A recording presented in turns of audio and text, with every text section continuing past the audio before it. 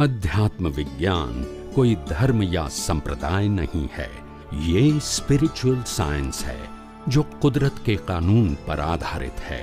ये विज्ञान पूरे ब्रह्मांड के सभी रहस्यों को उजागर करता है और जीवन के सभी पहलुओं को समझने के लिए एक नई दृष्टि देता है।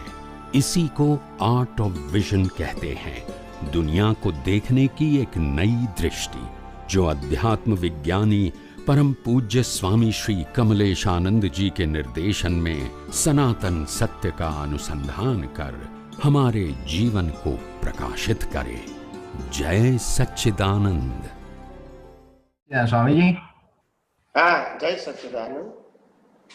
स्वामी जी, हमણાં આપણે ચાર પાયા બાબતમાં વાત થઈ, એમાં બીજા જુદા જુદા શબ્દો છે એને પણ તમે યથાર્થ સમજાવો તો એક જ લિંકમાં બધું સમજી શકાય।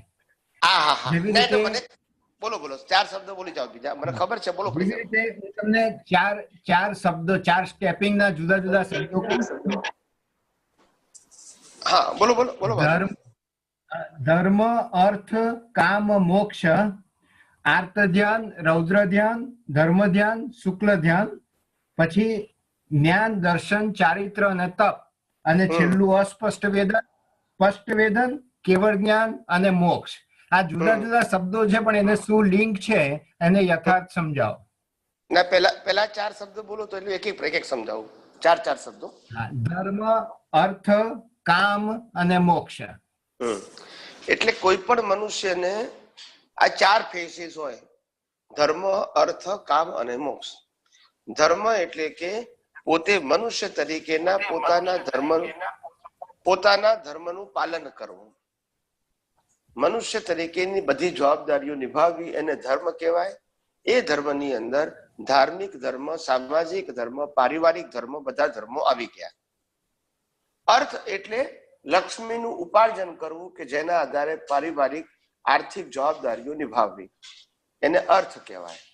કામ એટલે કે વંશ વારસો આગળ વધારવો, એને કામ કહેવાય। અને મોક્ષ એટલે જન્મ મરણના બંધનમાંથી મુક્ત થવું કાયમ માટે, એને મોક્ષ કહેવાય।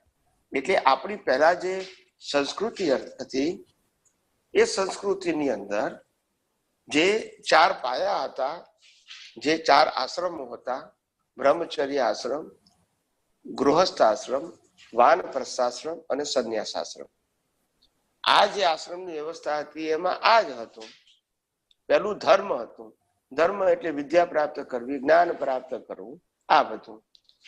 પછી ગૃહસ્થ આશ્રમમાં સામાજિક લાઈફ જીવવું, જવાબદારી ઉઠાવવી વગેરે, એમાં જવાબદારી ઉઠાવી, પૈસા કમાવા અને કામ બે પણ એમાં આવી ગયું। અને ત્યાર પછી જે આવતું હતું મોક્ષ, એટલે પહેલા 50 વર્ષ ધર્મ અને કામ માટે, ધર્મ, અર્થ અને કામ માટે હતા, બાકીના 50 વર્ષ મોક્ષ માટે હતા। આવી આપણી એક વ્યવસ્થા ભારતીય સંસ્કૃતિમાં બહુ પ્રચલિત હતી અને એ પદ્ધતિ બહુ શ્રેષ્ઠ હતી। કાળક્રમે એ પદ્ધતિનો નાશ થઈ ગયો। હવે બીજા ચાર શબ્દો બોલો। જ્ઞાન, દર્શન, ચારિત્ર અને તપ। હા, જ્ઞાન, દર્શન, ચારિત્ર અને તપ। જ્ઞાન એટલે કે હું કોણ છું એ જાણવું, એને જ્ઞાન કહેવાય। દર્શન એટલે આ જગત કયા આધારે ચાલે છે ને જેમ છે તેમ જાણવું, સિદ્ધાંતની ભાષામાં, કુદરતના કાનૂનની ભાષામાં, એને દર્શન કહેવાય। અને આ જ્ઞાન દર્શનનો ઉપયોગ કરવો, એ ઉપયોગ કરતી વખતે બુદ્ધિ એક્સેપ્ટ ના કરે એને તપ કહેવાય। અને તપ પછી જે પ્રાપ્ત થાય એને ચારિત્ર કહેવાય। જ્ઞાન, દર્શન, ચારિત્ર અને તપ કીધું છે, પણ ચારિત્ર છેલ્લું આવે, એ પહેલા તપ આવે। તપ એટલે તપવું। તમે પ્રકૃતિને એવું કહો કે ભાઈ મારા 1 લાખ રૂપિયા જતા રહ્યા, એ વખતે આપણે પ્રકૃતિને તમે એમ કહો કે ભાઈ આ તો વ્યવસ્થિત છે અથવા તો કુદરતી રચના છે, આવું તમે કહો તો તમારી ડિસ્ચાર્જ બુદ્ધિ પહેલા એને માનશે નહીં, કારણ કે ડિસ્ચાર્જ બુદ્ધિ એ અજ્ઞાન સાથે જોડાયેલી છે। તો પણ તમારે પુરુષાર્થ રૂપે આ જ વિજ્ઞાનનો ઉપયોગ કરવાનો કે કુદરતી રચના જ છે અથવા તો વ્યવસ્થિત છે।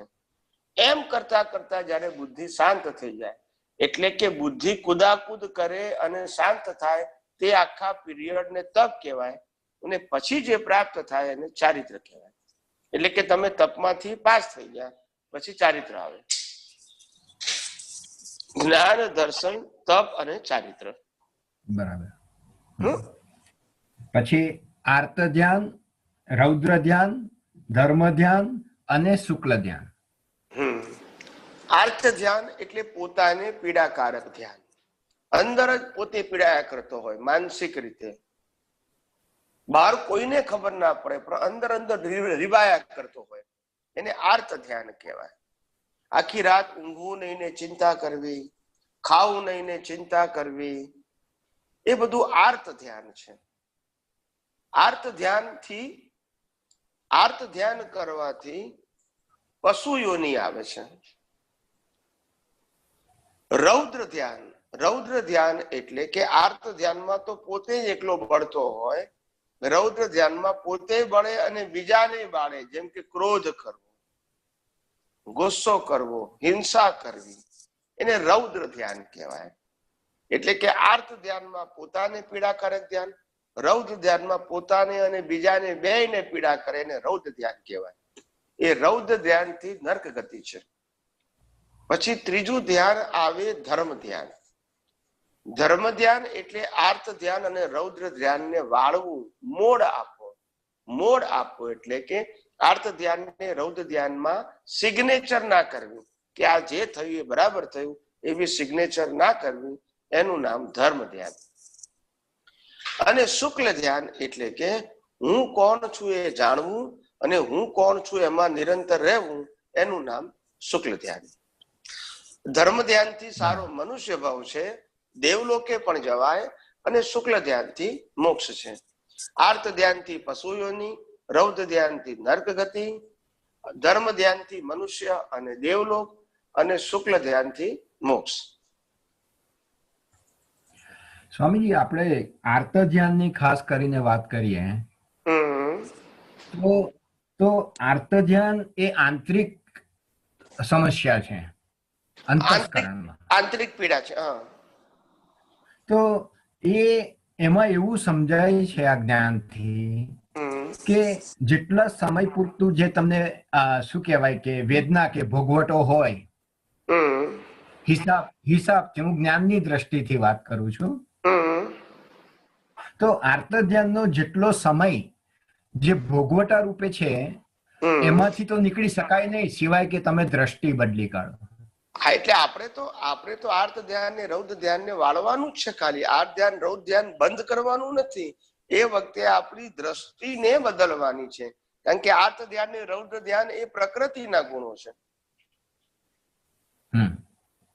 અને ધર્મ ધ્યાન ને શુક્લ ધ્યાન એ બે તમારો પુરુષાર્થ છે. એટલે શુક્લ ધ્યાન એ પ્રતિષ્ઠિત આત્મામાં આવે, અને આર્ત ધ્યાન રૌદ્ર ધ્યાન એ પ્રકૃતિમાં આવે.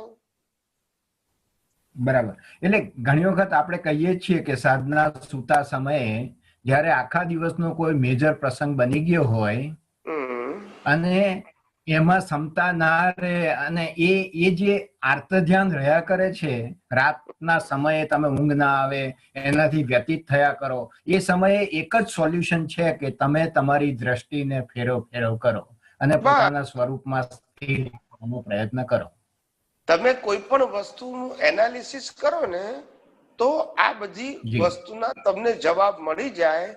કે તમે 10 દિવસના વિચારોનું એનાલિસિસ કરો, ખાલી એક સ્ટડી માટે, ઓબ્ઝર્વેશન માટે, કે 10 દિવસમાં જે ચિંતા કરતા વિચારો આયા એનું રૂપકમાં કેટલું આવ્યું, તો 99% નહીં આવ્યું હોય.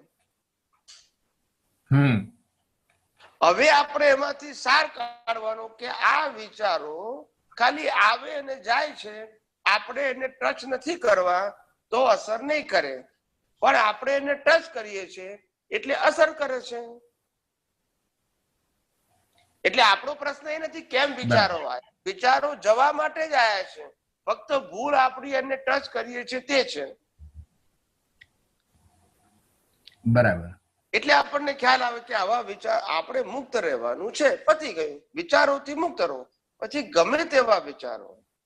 કારણ કે પોતે જ જવા માટે આવ્યા છે. બરાબર.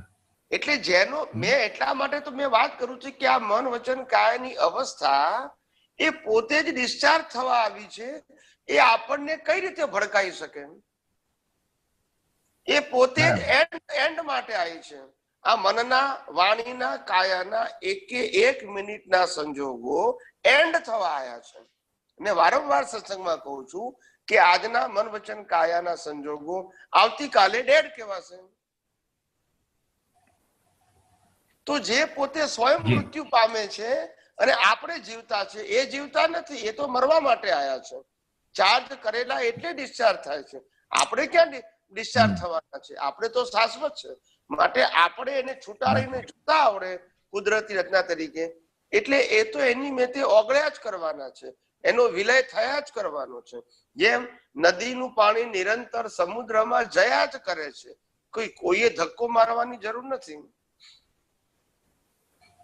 બરાબર. એવી રીતે એટલા માટે આપણે પ્રિન્સિપલ કીધું કે ભાઈ મન વચન કાયની બધી અવસ્થા જ્યારે કુદરતી રીતે જ વિલય થતી હોય તો ભાઈ આપણે શું કરવાનું? કુદરતને કહીએ તો કુદરત કે તમારે ખરેખર કશું કરવાનું છે જ નહીં. તમે ગયા અવતારમાં ભળી ગયા હતા એટલે બાંધ્યા હતા, એટલે આ અવતારમાં ભોગવો છો. હવે આ અવતારમાં ના ભળો તો તમે નહીં બાંધો તો હું દંડ નહીં આપું તમને. પણ અત્યારે જે કરો છો એના માટે તમે જવાબદાર નથી, કારણ કે પરિણામ છે. હવે પરિણામમાં તમે ભળો છો તો તમે જવાબદાર છો. કુદરતનો કાનૂન કેટલો ક્લિયર છે, કોઈ જગ્યાએ કન્ફ્યુઝન નથી. એટલે એટલા માટે તમને વારંવાર કહું છું કે આ વિજ્ઞાન સમજ કરો. ભલે કેટલીક વાર આપણને લાગતું હોય કે બુદ્ધિથી આપણને વિજ્ઞાન સમજાઈ ગયું છે, ભલે સમજાયું પણ હોય, હજુ એની ડીપનેસ અને શાર્પનેસ ઘણા બધા એંગલોથી સમજવાની, જાણવાની, અનુભવવાની બાકી છે. માટે જેમ જેમ આ વિજ્ઞાનમાં ઊંડા ઉતરશો તેમ તેમ તમને એટલું સુંદર ખબર પડશે કે ખરેખર જે દાદા ભગવાને કીધું કે મોક્ષ ખીચડી કરતા પણ સહેલો છે, એ અને શ્રીમદ રાજચંદ્રે કહ્યું કે મોક્ષ સહજ છે, સરળ છે અને સુગમ છે, એ તમને પોતે જાતે રિયલાઇઝ થશે કે આ સેન્ટેન્સ ખાલી એન્કરેજ કરવા માટે નથી બોલ્યા, ખરેખર હકીકત છે. જો સમજાય તો, ના સમજાય તો બહુ ડિફિકલ્ટ છે. બીજું બાકી નથી ને કઈ હવે? ઓકે. જય સચિદાનંદ.